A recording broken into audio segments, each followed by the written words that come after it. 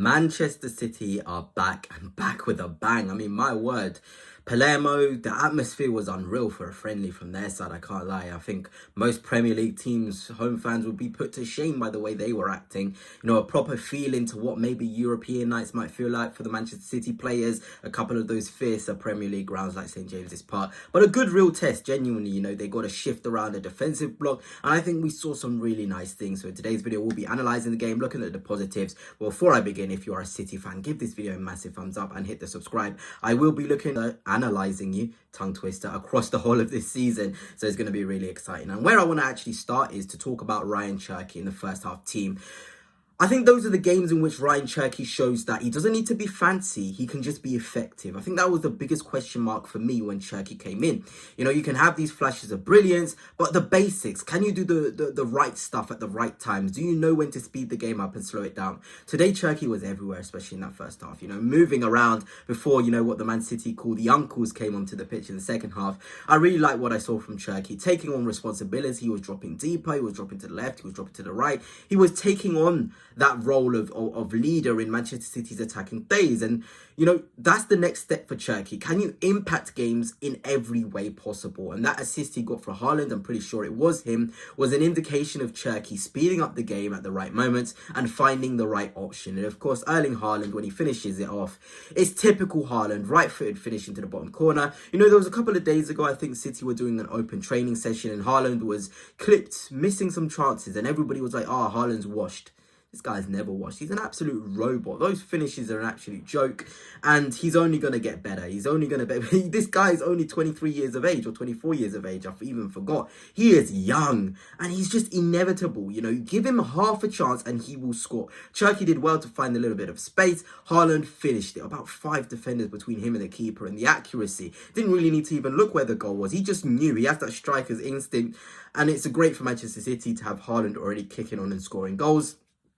I also thought, you know, Rico Lewis in that first half was quite impressive, picking up some positions. And you notice with Rico Lewis, when he's playing with people that like to play faster and more dynamic and more springy, which is what Manchester City's first half team was, he instantly becomes better. I really like to see that City first half team. A lot of dynamism, a lot of acceleration in terms of speeding the game up. It was a joy to watch. You know, Oscar Bob as well. I think he's a phenomenal young talent. And again, you know, not flashy, but moments of brilliance. You know what you're going to get with Oscar Bob. He's going to have that ability to turn it on. There was multiple times where he'd pick it up on the right wing and he just backed the defender up. It's those small little steps which has the defender backtracking. You know, those are the important things about being a winger. You don't always necessarily have to beat your marker, but can you get them moving backwards to create space for those around you? And Oscar Bob was doing that, the way he was going forward, the way he was aware of what's around him. And for me, I think Oscar Bob, I have massive expectations for him this season. Injury free. It's got to be now he takes it by storm, because he's another Cole Palmer in the waiting. A guy which Manchester City didn't quite trust, and he goes on and does a phenomenal job at another big club. So Manchester City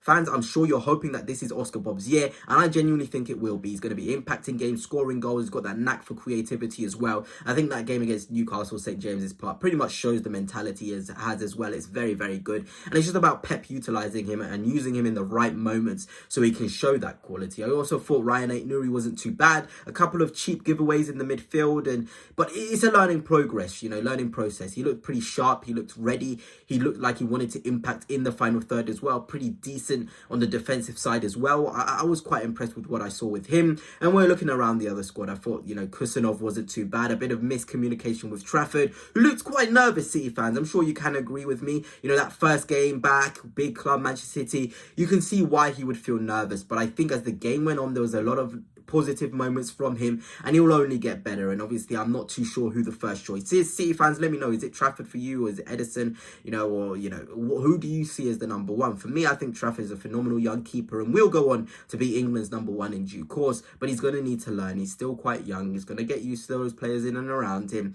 and it's all just a learning process. I thought Marmoush, I didn't quite see enough from him, but he's just dynamic. You know, he's the sort of guy who doesn't need to be involved in the game that much to make an impact. You can just give him him a couple of opportunities to shoot and he'll take it. You know, I think those are the times where you'll see Marmoush really, really shine.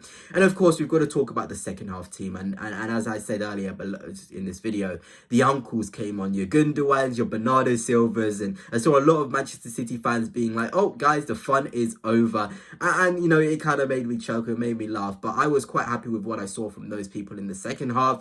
In particular, Tijjani Reijnders, one hell of a player he is. £50 million. How they had a free run at him is just beyond me.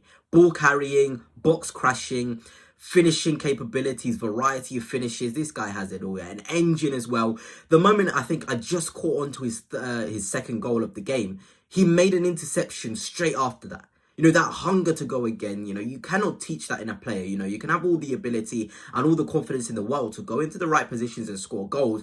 But that hunger after scoring, are you ready to impact the game further? Do you understand your role? Do you understand, okay, I don't necessarily need to score to make an impact. I can cover the ground. And he's a willing runner. He's got a very good engine. And again, I think Manchester City fans are going to absolutely adore this guy. Genuinely, he's a bit like Kovacic, but supreme Kovacic in terms of an upgrade on him. And that's no disrespect to Kovacic, who's out injured currently, but that's the player we've got in Tijjani Reijnders, not we. Well, you've got in Tijjani Reijnders. He's somebody I wanted at my club, Arsenal Football Club. If you didn't know, I support them, but he genuinely is a joy to watch, and there was just so many flashes of brilliance. And for me, he's got to start for Manchester City. He's got to start the season. I'd be very surprised if Pep doesn't start him.